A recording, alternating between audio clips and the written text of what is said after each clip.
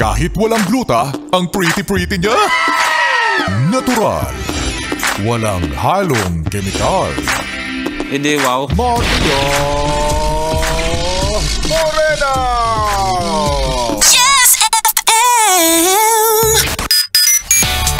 Yes, friend, ako pa rin ang iyong kasama. At pwedeng-pwede mong tawagan. Hindi ako one call away. Kailangan lang mga 57 missed calls before I receive your call.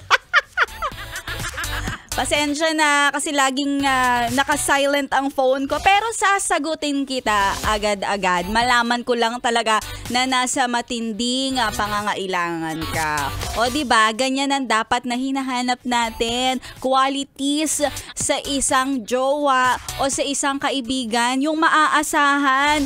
Hindi yung siya na lang lagi. Yung nangihingi ng tulong, nangungutang. Ay, dehado tayo dyan.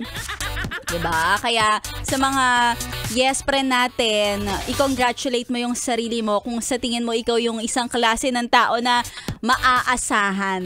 Ha? Hindi yung lagi na lang paasa. Oo. Ay nako, alam mo, pag mga tumatawag, isipin mo yung mga calling na yan. Ha? Diba? Mga signs yan, opportunities yan para sa'yo. Diba? Yung mga hindi mo akalain na tinawagan ka pala hindi dahil sa may uutang sa'yo.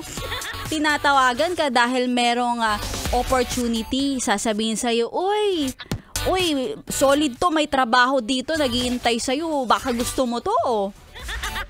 Diba? Baka mga blessing in disguise, kumbaga. Kaya hindi lahat ng tawag ay binabalewala. O kaya naman minsan may mga pupunta sa'yo, lalapit sa'yo, na gusto lang, iniisip mo, baka gusto lang nito talagang mag-open ng mga networking niya.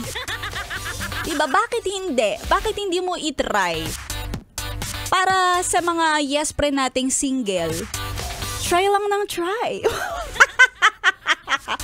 Subukan mo para ma-discover mo kung ano talaga what's beyond that. Diba? Ganun naman talaga tayo eh. Para tayong mga pusa na curious, diba?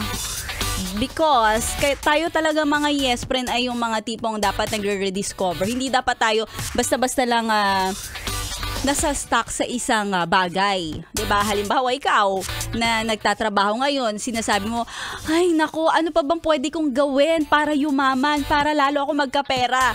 Hindi sagot ang kakaupo at kakakinig-kinig mo diyan. Kailangan gawan mo ng paraan. 'Di ba? Oo, sabi mo gusto mo this 2025 magkaroon ka ng extra income. Ano pang hinihintay mo? Picturean mo na yung paa mo. Picturean yung paa mo. Meron kasi mga nauuso ngayon, mga tinatawag na photography. Hindi footlong yung pinipicturean yung paa, tapos kumikita yung mga paa ng dollars. Konti na lang, tatry na yan ni Maria Morena. Nakakaloka. Anyway, sa mga nakikinig sa atin ngayon, nako, sana nga lang talaga sa pakikinig meron kang makukuhang extra income. Pero malay mo naman, lalo na kung ikaw ay driver. Dito pa naman sa Yes FM, hindi nahihinto ang pamimigay namin ng papremyo. Kaya abang-abang lang kayo dyan dahil may mga papromo tayong naghihintay para sa inyo.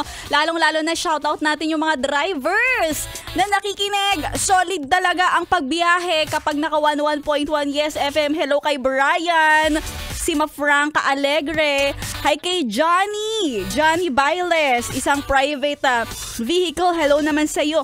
At pati na rin kay Delphine Garcia. Madami-dami to, si Estanislao Fernandez, si Crisanto Abalon, Armando Temporal. Maraming salamat sa pakikinig ninyo. At syempre sa mga UV Express drivers natin na nakasama natin kanina, si Francis Norvin Gestoni, Rodante Marfad at si Eucledi. Ayan, sana ay solid na solid ang inyong pagbiyahe at marami pang boundaries sa mga susunod na araw.